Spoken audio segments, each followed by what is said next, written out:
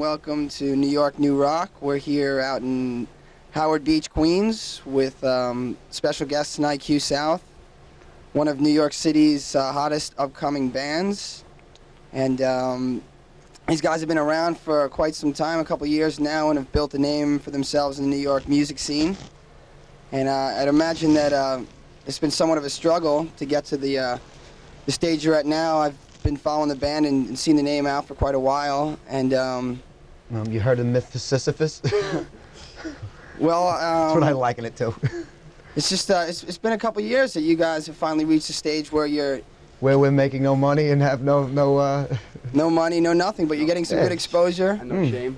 No money, no shame, and as far as the rock scene goes, you guys have pretty much climbed to the top of what you call the club scene here in New York City, and the dung heap, but I imagine it's been somewhat of a struggle to get there. Not that it's an easy road at this point, but a lot of bootlicking. A lot of bootlicking, obviously. I'd like to talk to you guys and have you explain a little bit, you know, what the road's been like to get at least to this stage, and you know, some of the experiences that you've had up to this point, playing out and establishing yourselves in the scene and making a name for yourself. Establishing ourselves in the scene, you know, it's pretty much a trial period. It just takes, it takes time, because like most bands in New York, when you're coming up, you have to play the shit time slots. Excuse my language. And eventually you win out in the end if you can bring people down, and you can maintain some kind of consistency in numbers, and 'cause it's all money, you know. And what were your? Eventually you play a Saturday night instead of the Tuesday at 9. Say we've done things the hard way. There is a hard way and an easy way. So yeah. We didn't exactly take the freeway there, but sort of the side road. A lot of things along the way. In small clubs, making $8 per show. Having two of your friends come down, clap for you. Now we're making thousands per show. Thousands. Thousands of dollars. Is there any specific experiences or certain shows along the way that were breaking points you felt was? Yeah, I mean there was occasions like when we first started out, we had the fortune of playing like you remember the Marquee? Marquee was down, down where was on the Lower West Side. In Hell's Kitchen. Yeah, and Meatpacking District. Actually, we kept getting big. A lot of times we'd get booked with like these real like heavy metal bands, and it was funny because like there was just a lot of chaos that used to accompany the shows, and it was really really not associated with the band, and we kind of got a lousy reputation for putting on shows with black clouds over them. Yeah, there's some unsavory characters that made their way down to shows by way of secondhand association, friends of friends, and things like that. And I guess everybody knows the kind of reputation that certain neighborhoods in South Queens have for. I mean, somebody kicked the piss out of a hot dog vendor or something one night, and for a while everything was getting. I mean, everything was getting put on us. I mean, thank Christ for Gigi Allen. I guess there's nobody else to blame but us. If it's a good story, you should tell the hot dog story. But how they kicked Tell the hot dog story. How they kicked. All right. So pretty much here's what happened. So we're playing this show, and there's no one there. And now we got a whole mess of kids come down, and they go outside, and they're like, I'd like a hot dog. And the guy's like, how much for the hot dog? The kid goes, I got $1 for a hot dog. The guy's like, no, $1.50 or whatever. So then they proceeded to just kind of overturn the stand, and everybody had hot dogs. Like, glasses across 6th Avenue. Which is pretty funny, but yeah. Well, actually, it's kind mortifying. Like this, thug element that used to follow us around. Yeah, which is pretty funny because the two of us together couldn't, kick our way out of a paper bag. So it's. Well, how did you guys get to reach not necessarily the next level, but I mean now I see that you're headlining some of the top clubs in New York. I mean, yeah. It started way back when. Did the music change, or did the mentality of the band change? Or? Well, I think it's more so, I think the people finally got onto it. You know what I mean? Like we came up in a time when, when noise was dominant in the scene, and we're really not a noise band in any way. We have a heaviness, and we believe our heaviness comes from, it's a heavy type like the Doors, the music, right? Rather so than any kind of one instrument in the band or Yeah. relying on distortion. Yeah, we don't see the heaviness or distortion. noise or, you know, just aggressiveness for the sake of aggressiveness. Right. It It's comes out heavy. It's more- heavy music in a sense of weight. You know what I mean? And it gives you, you know, not heavy in the sense that it hits you over the head. I don't find that music to be heavy anyway. Actually, I find it full of holes. Most of that heavy metal that that everybody considers this angry music. You know, it's to me it's like Swiss cheese. I don't see any anger in it at all. I don't like Swiss cheese either. Yeah. So, but you know, Most of the cheese myself. Roast beef? Most of the cheese. monster.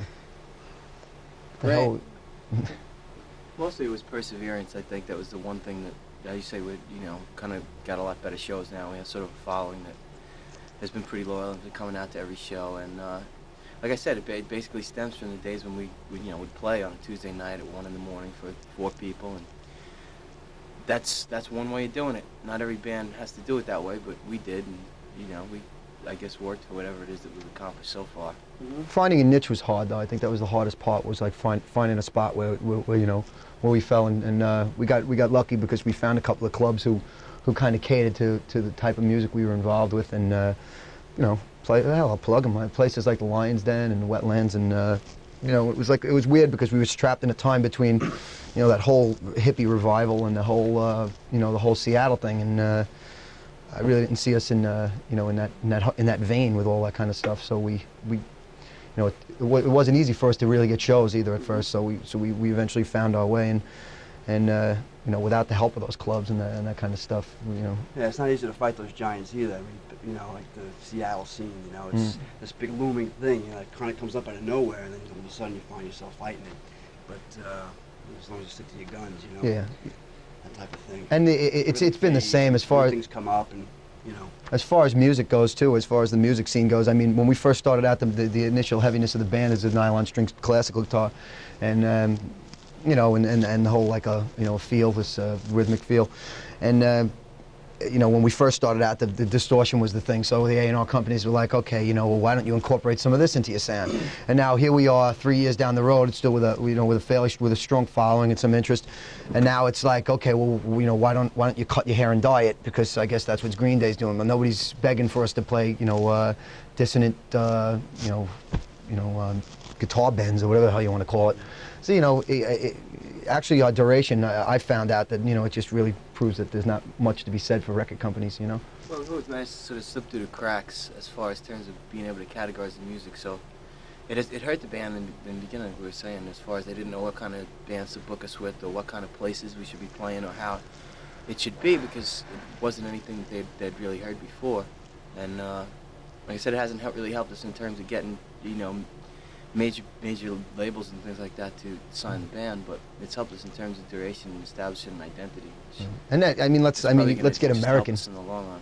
We're not like we're not some new form of music. It's still rock and roll music. You know what I mean? You can say whatever you want about it. That's one of the reasons why you get confused when it comes down to the record industry. I mean, nothing is new. You know what I mean? It's all been done a million times, and we're just it's just like a reinterpretation of something that was done before. And when you add your own characteristic to it. So, I mean, when the band first started out, we had nothing in common. I mean, these guys came from like New York hardcore scene, actually, playing playing more death metal. Playing matinees at CBGBs with bands like Agnostic Front and things like that. And they were death metal and stuff. They were more into that. That wasn't my cup of meat, but I was into a different scene too. And I think that's how the sound of our band actually came about. I mean, it's like Greg Allman meets Black Sabbath meets, Hemingway getting the bull. Slayer, yeah. Yeah, meets Ernest Hemingway. Getting the bull. I had a dream the other night. Finger fucking Salvador Dali. I had a dream the other night about you. Yeah? It was me and him were hanging out, and Greg Allman was there. Oh, yeah? So, get the mic up there. So, easy there, star. Superstar. So here I am. I'm in the Calm dream. down, in Dean. the dream, I'm trying to tell you that, even though Greg Allman might be a great artist, which he probably is, I don't feel that way personally. You're a monkey. He's a failure as a human being. He's a drug addict. He's a heroin addict. Yeah, well, he's a drinker. He's a wife. Those are things that people can relate Well, to. he's a great artist, though. Right. So he's a failure. I don't know why, but he started sharing with him now on TV. Why? Because on TV. Because why? Because we're both failures at being human beings. I think so. Not to mention failures at being artists too. I know. Oh, brother. He's come and kick your ass. We get it. He doesn't take kindly to that. I'll blow him over. He's a brown piece of paper at this point. Oh, brother. Well, let me ask you guys a question here. He did Now, swell up like bad fruit, man. I pity the lad. So to stay on the same subject now, do you find that this is discouraging? I mean, you're caught now in a time where it's terribly discouraging because there's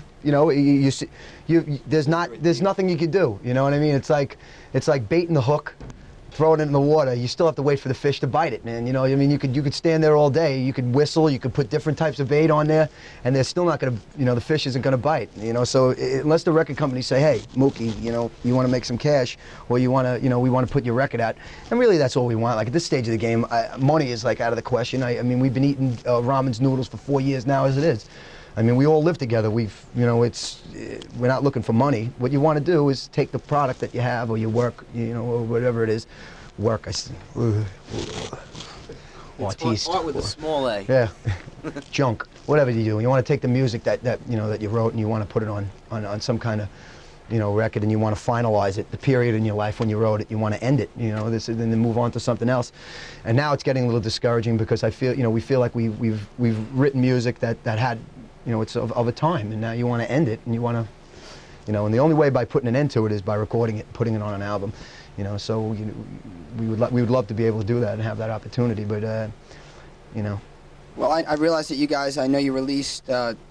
Can I break for a second? Sure. Mm-hmm. I would like to change positions around a little bit. Okay. And Do you wanna? and talk about the limelight maybe. Okay. Some of these things we have footage of, and also be nice that we get different angles of Yeah, different. I remember that. All Want me to right, go over here. Or? whatever. I'll just have over here. Okay. Speak up, laddie. So let's see. What do you want to discuss about the Limelight show here? I could just give you an overall perspective of what it's like playing there. Yeah. Okay. Difference, but yeah. I have a fantastic memory from that show, so And I know a lot of bands are trying to get into the limelight Yeah. and never get the chance. I'll Tried mention it that. one time. Yeah. It may not mean anything for you guys, but I know there's a lot of people that really. It did before it happened. Isn't that honest? Let's talk about that. And let's see. What's that? Show it the Limelight. What kind of big deal you think it is to, you know? For you, was it a big deal? Yeah, I think Well, it was. sure it was at the time. Yeah, Didn't do much, but I think it did. It did more in terms of. I think for the You wanna fans. start off Yeah, now I and- think it was Start something them that they off could with relate. that. Yeah, let's go. We're wasting. Okay, one major accomplishment which I think most bands aspire to, especially in New York, and a lot of major label acts play at the Limelight, and it's kind of whether it's an honor or a major hassle to get involved in a club. You guys had the honor to play that place, and I think the key too is the key phrase is unsigned, my friend. unsigned band played the Limelight. Because I think that's an accomplishment in itself because the way it all works. But playing the Limelight was cool because we had the opportunity to actually play the role for once. You know what I mean? There's a beautiful intimacy when you play in the smaller clubs in Manhattan and places like Brownie's on the Lower East Side, and there's that intimacy there that can't be traded in for anything. But at the same time, since you're 10 years old and you're jamming in front of your mirror or you're doing whatever you were doing, you still wanted that feeling of coming out and performing in a club of that magnitude. And I had a great memory of it because we were fortunate enough to be able to play there, and It didn't happen overnight either. It took a lot of pestering. Yeah. The people over there and dealing with the politics that they have over there, and What I kind guess- of politics? well, I think the kind of politics. So really, what I mean by politics is about money, because you can't really set foot in these places unless you can bring people into them, and Right. that's the only bottom line that these club owners will deal with you on. and So rightly until we- so. You know what I mean? Rightly so. They have 'cause- they have to buy their food. Exactly, they have pay to their pay the bills. spaces, Nothing comes for free. But, with us, it was like more of an accomplishment, I think, for the people who come to see us, because a lot of the kids that came, kids and people that came to see us were like they hung out in the Limelight. They were like, a lot of them were like raver kids, and, they're into the music. And it was more of an accomplishment, I think, to some of them, because they felt like the time they had invested in us, and they do invest time, because they spend their money and their time and to come see the band, and to them it was a place where they could really go and have a ball, you know, without having to worry about, you know, what was going on. But I enjoyed it because I got that first time I actually got to feel like I was, you know, playing a place that was for real and of, you know, get the rock star feel, I guess, you know what I mean? As much as a certain magnitude attached to that club. That's, you know, more so than any other one around here. For a long time, I guess that's been, you know, the spot where people go, and it's been, you know, a hot place to be. And prestige. yeah, I can't say we made a lot of money from it, but you know, probably made them more money than we made. But that's what you trade in for the prestige of playing at the wonderful, fabulous Limelight of New York City.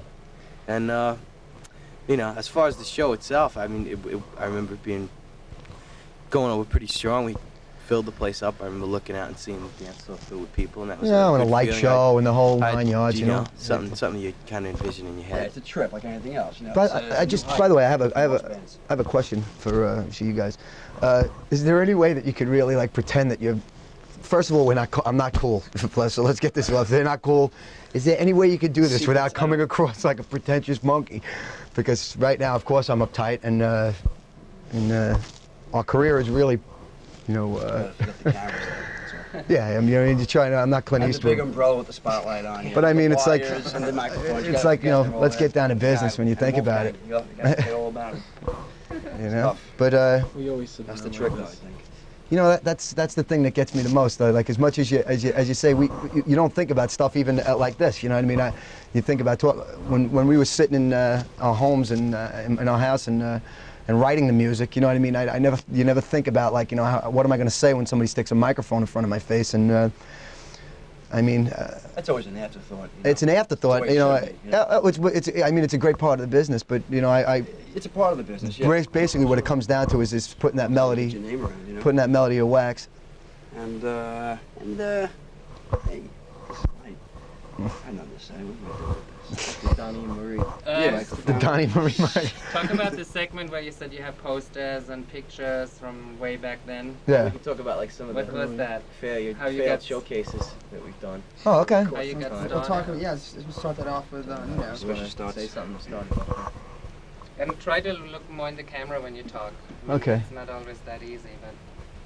Okay, Michael. Well, I guess one way that you guys have tried to at least gain some recognition from these music companies or these record labels is by setting up some showcases, and I understand that you guys have put together some miserably failing showcases here. And, Don't mince words, Mike. Not to say miserable, but Hold back. What do you obviously they're you know, it's an experience in itself to get up Yeah. there and play in front of people who kind of just stand there and stare at you, and they expect that. You Well, know, the thing I find amazing is, I mean, regardless of the performance of what we do, I just find it amazing, like, how somebody could come to one show and make an evaluation of some, you know, of music or, you know, performing. I mean, I could see if they just said, like, you know, usually their biggest criticism is your, you know, your outfits don't match. But I mean, we could come out in Beatles suits and bowl haircuts. But yeah, I mean, you know, I just don't see how you can make an evaluation of something in that short of a time. Well, the truth is you can't.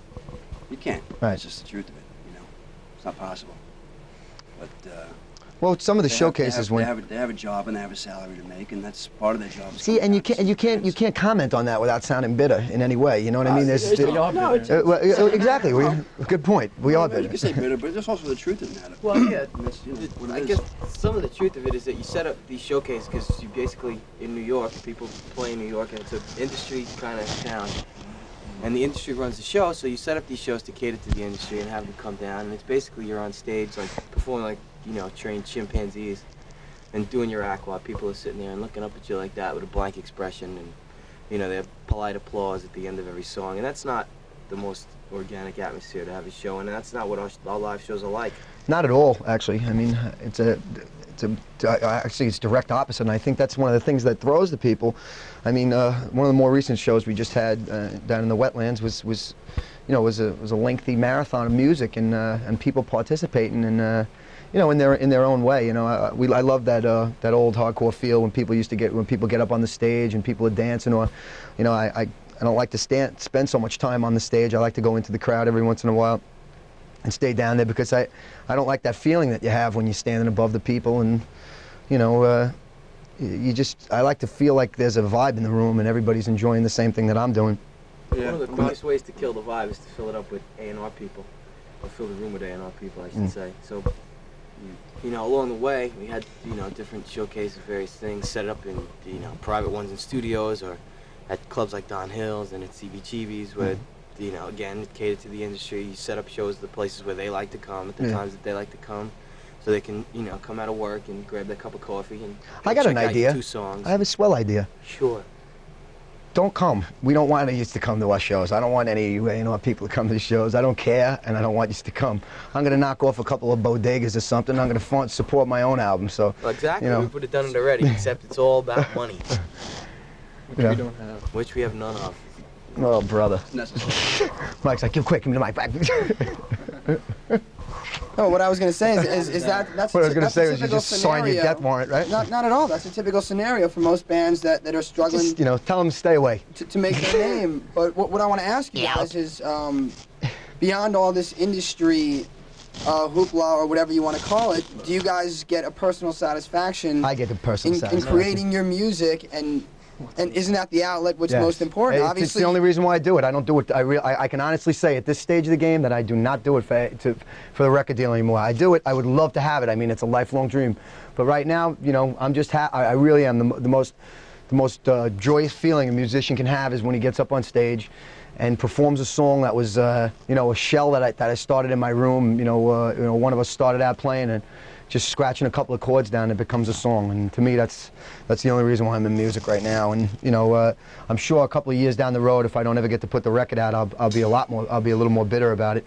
But right now, I'm really not too concerned with that. And you know, I'd much rather tour, you know what I mean, than even, you know, put the record out or anything. I'd rather just do some shows out of state because, you know, those are the things I enjoy, and I enjoy playing to new people. It gets a little stagnant playing in New York because you tend to play to the same type of crowd and stuff. And even if you do have like a following, which we're lucky enough to have at this point, you're still playing to the converted to a point. Yeah. It's like, you know, the shows have been growing. People have been, you know, every time we turn somebody onto the music, they'll come down and bring, you know, 2 or 3 more people down with them the next time they come. Right.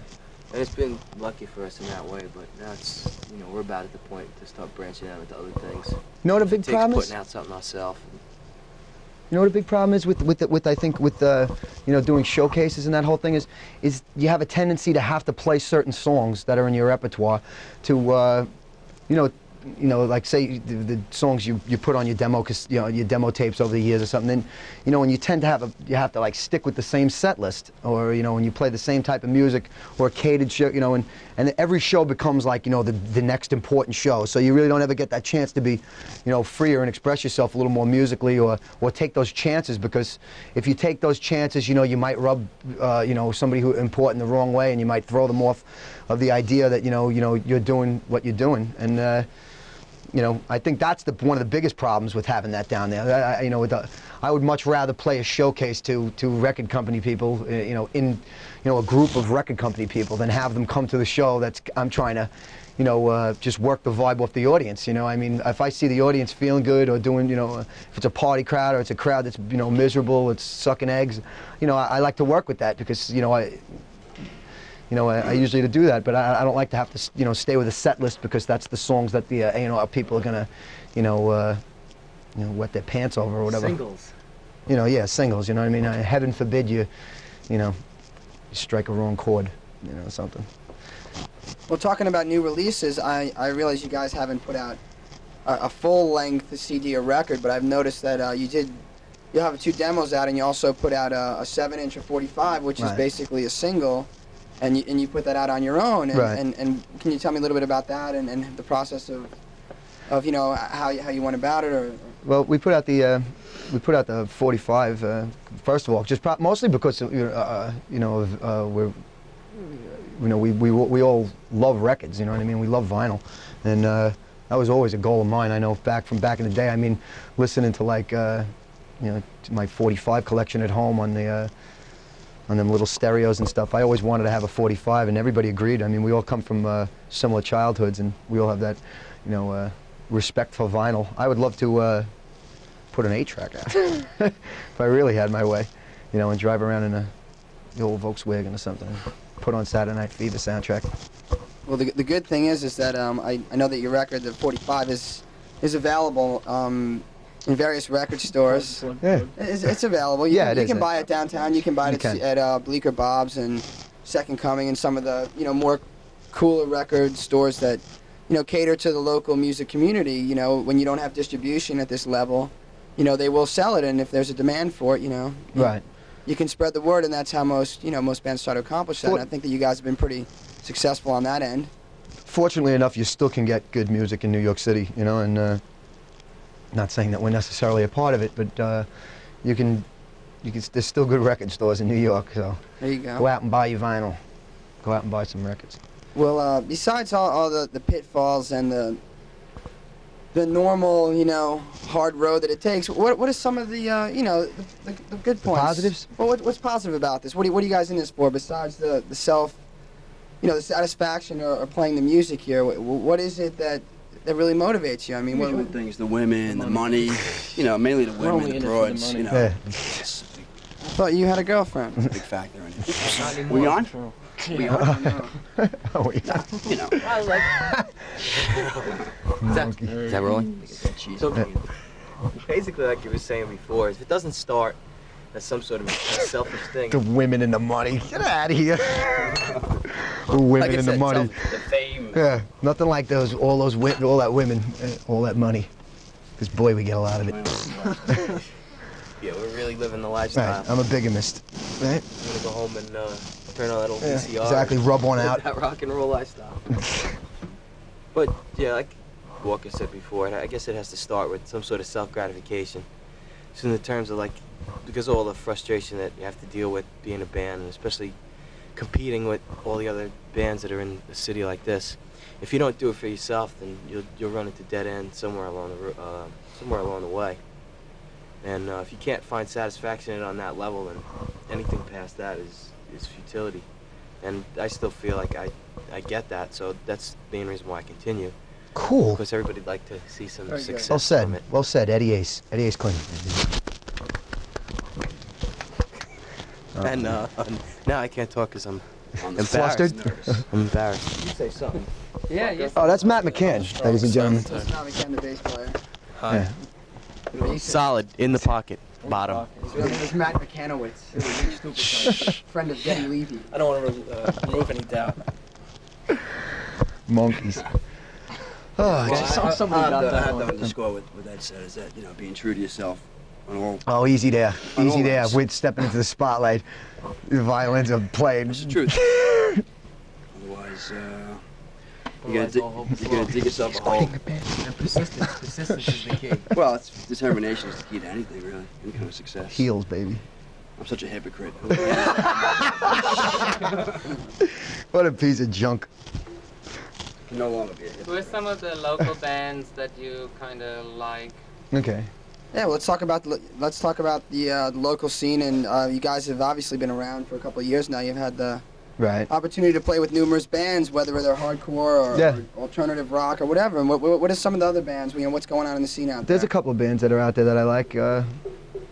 That band First House has he's a real. First House is a good band. They're a good band. We played with them, I think, over at the Lions Den. I mean, you don't get too personal with people because you don't get the time or the chance to, because all the hustle and bustle associated with it. I mean, everybody's moving equipment all the time, but the chance that I try to make a point to say hello and get to know the people, because, I was discussing with Wolfgang beforehand how there's no unity in the whole scene and stuff, and I think that's one of the things that kills it and allows people to, kind of walk all over musicians and artists in general. Yeah. And but there's some really cool bands out there. Another bunch of nice guys and good musicians. And Knockout Drops are always good people to play with, man. We always had a good time with them. Tweed. Jack Tweed, another good band. New York. Fourth floor. Oh, the lads. Right on. Insane. Beautiful. Guys, we love you. Beautiful bunch. You're a great bunch of fellas. Absolutely okay. Absolutely. Oh, you're A-okay. But I tell you the truth, you try to think. We've been doing this for so long, and most of the shows are like put together with like 4 to 5 bands. So, you know, we've played with a lot of acts, and I mean, not really too many big ones. Some of the bands that we played with that had record deals that were really nice people to us and good to us were Mother's Day Out. We got to play with those guys, and a bunch of young guys down from Arkansas. I actually spoke to them on the phone the other day, and they were generally interested in what goes on in our lives, and I thought that was cool, because as far as like that whole old punk element went, those guys were living that lifestyle, and actually getting on with it. Doing what they're doing. I wish I had the energy exactly when I was 18. Yeah, oh, of course. Mighty brutal truth. Kevin Sharp. You know, probably the coolest of all frontmen in New York City at the moment. And the highest of all frontmen in Europe. Yes. I'm aspiring to be Kevin Sharp in my next life. The most stoned. Stoned immaculate. But next question. Did you decide what song you definitely want to use from the Wetlands? Maybe you can talk about a song. Well, the only thing I would say was, you saw the video too, right? Yeah, I can't recall what was particularly good though. I can't pick out one right off the top of my head. The only thing I would say is possibly Beautiful Loser, which is what we put out in the 45, you know. Yeah, that kind of makes sense. So you can, that's the CD we played at Wetlands, or the record we played at Wetlands, and that's the name of the song. Mm-hmm. And it leaded into playing it. Okay. We can talk about the limit too. Yeah. As well as just, the possibility of that. Let's just start that up. Okay. You handle the movie thing, I'll take care of Beautiful Loser. As far as the songwriting goes, you guys, there's 2 songs that come to mind right off the bat. One which is called The Limit, which is actually, right now, an independent movie company is looking to license this song to play in a film that's going to be distributed throughout Europe, and that's a very interesting song. Why don't you guys talk a little bit about that and tell me what that goes, and then we'll get into another song, Beautiful Loser, which was a tune that actually sparked one record company to throw some development money our way. Unfortunately, it didn't work out for the band, but I'll let you guys get into that. And actually, it's fortunately that it didn't work out fortunately, it didn't work out. Because it's a dog label. It's a dog label. And we won't say any more than that, but why don't you talk a little about The Limit and Beautiful Loser before we show some clips of this. Alrighty. Okay, so like you said, you're up on your facts. I don't know how you do it. The Limit has been selected to be in an independent movie called Shut Your Mouth. Possibly. Well, possibly? Selected, yes. Yeah, it's been selected. Whether or not the whole thing actually takes place is still up in the air at this point, but as of now, it's going to be in the movie, and yes, because Woody Allen rejected our list. And the whole nine, and there's really not much more you can say about it except that I hope it opens some doors for the band, and I hope they don't rape us too bad with the whatever kind of deal they give us for it to be in the movie. Those swell guys that they are. And as far as Beautiful Loser, I'll turn it over to my friend. Beautiful Loser was. It's just actually the most catchy song I think we have, and the title Chris and I think had gotten originally from that movie The Slacker. Do you remember The Slacker? And I think that was mentioned at one point when that woman was holding Madonna's pap smear test and with 2 pubic hairs on the rim. And remember, every product you produce is a piece of your own death. End of interview. Enough said. Yeah, Beautiful Loser. Beautiful losers. Except we're not even beautiful. Pow, baby. Come to the dark side. That's it for that. Anything else you want to cover? Our faces. What else is going on? Bunch of animated guys we are. What do you think so far? Do you think we got some good stuff? Or? Yeah, we can cut into. You want us to take our clothes off? That's what I was just going to say. Can we take our clothes off for a shot? Sure. I'm sure that will make it. That will give us some rates. What can I put over my You're gonna have to zoom in real close. All right, I'll tell you what. I'll put the guitar in front of me, bucking. Do you think we have? Yeah, but now we got to do something a little bit more zany, extreme. You want to light yourself on fire? Sure, I've done that.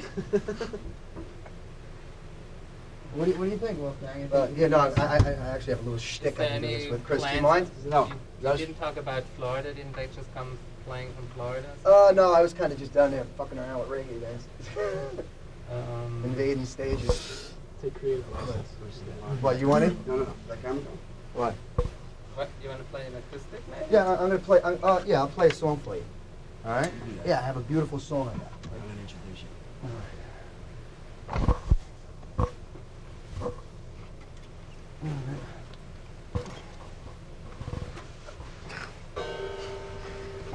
Show's on? How about?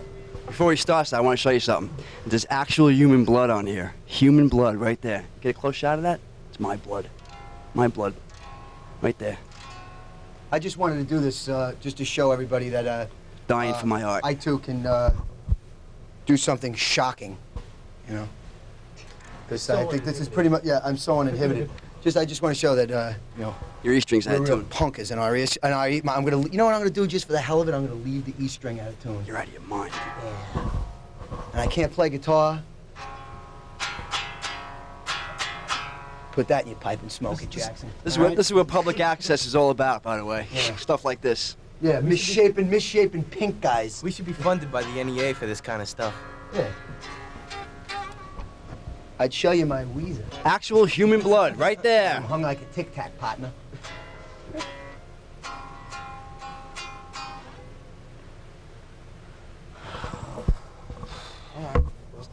Back to the night. That was better than sex. Well, that went over like a lead balloon. Somebody once said. What's next? Anything left? Are there any other relevant points? Is there any plans or goals for the future for Q South besides setting new records on SoundScan? Any goals? Any goals? You wear more I hats. don't want to know about SoundScan. I don't watch MTV. I don't have cable. I'm sorry, I don't have cable. Rebel? I know, I'm a little crazy like that. Crazy. Cro-Magnon, man. But I guess the long-term goal is to keep everybody interested and just do whatever it is that we do best. Which is you tell me what that My is. long-time goal is to shut as many people I can out of my life and spend as much time in my bedroom. I'm sure Chris agrees. As I can. I'm sure if I wake up tomorrow Browsing through morning, that'll be a novels start. and reading the morning paper and taking good hot craps. Probably win the lotto or something. I probably should work out a little too. Some kind of outro, maybe. Yeah. Mike, Outro? thank you. Q South. Maybe introduce the band. Yeah, you can say we'd like to say. Let me put my clothes on to my friend. For the final segment. Did you like an outro? Oh yeah. Yeah, you get the beat in there. I got a What second. happened to the microphone you had on? Oh, it's on my it's in my coat. Hope you picked me up while I speak. What's that? Yeah, I did. In closing, we'll do a little conclusion here. Closing? Would you like some closing? Nah. Well, guys, it looks like hold on there, Pop. we got Walker here. What's that? Oh, I'm just talking. I hate the bars. I like the sound of my voice. Sorry, Matt, man.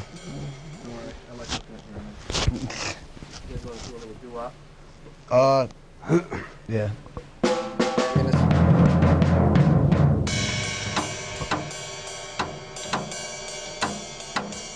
Well, it looks like that's all the time we have tonight. Once again, our special guests are Q South from Queens, New York. And I'm going to pass the mic around now to introduce each of the members, let them say their closing remarks. And thanks for being on the show tonight, guys. Yeah, no problem. And what's your name, sir? Chris. Yeah? DeLeo. Well, good for you. Delito. Chris deleted? Good night, Walker. Chris deleted. His name is It's Walker. prophecy, by the way. I'm Nostradamus. My name's Walker, and that's my God-given name.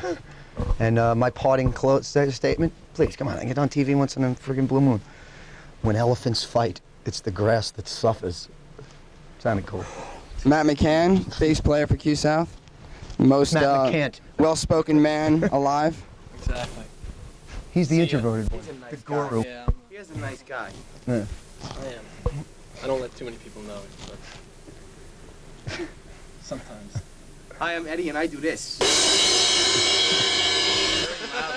What a wacky fella. Good night. Yeah. Come on, okay. And if you want to do one more thing, hi, this is Q South, and you're watching New York, New Rock. Right. Like I said, Oh, I always Yeah. You guys, Me too, man. That's the best. Think of something good, though. you guys hold this over there, and I'll get out of the picture because I'm not Q South. Do all together? Yeah, what can we do, though? How can we do it zanier? It's really got to be zany. No, that's been done. It's been done. Why don't we arm wrestle? You guys want to like do a All right, yeah, well, yeah, let's all be meditating. Can you guys sit cross-legged all over the place? And I'm cross-legged now. okay. Matt, can you do that? Or let the Eddie Ace get up there and me and you will sit down here. What's your idea? Ready? Ready? Let me hold this. Oh, no. I want to do the old preacher bit. Yeah, let Ace get up there for a second. Ace, sit in your guru position. Don't make me move. He's got the. No, you can hold that. I'm gonna fall.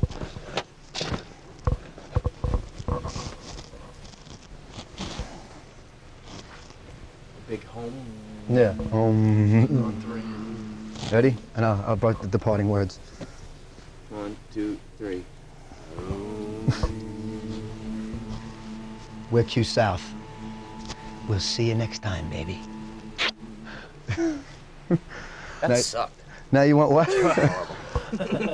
Now you want what? New York, New Rock. And you're watching. New York, New Rock. All right, let's try it a little different. Yeah. 1, 2, 3. Hi, we're Q South, and you're watching New York, New Rock. New Rock, baby. The future of cable television. Today. Tomorrow. Oh yeah.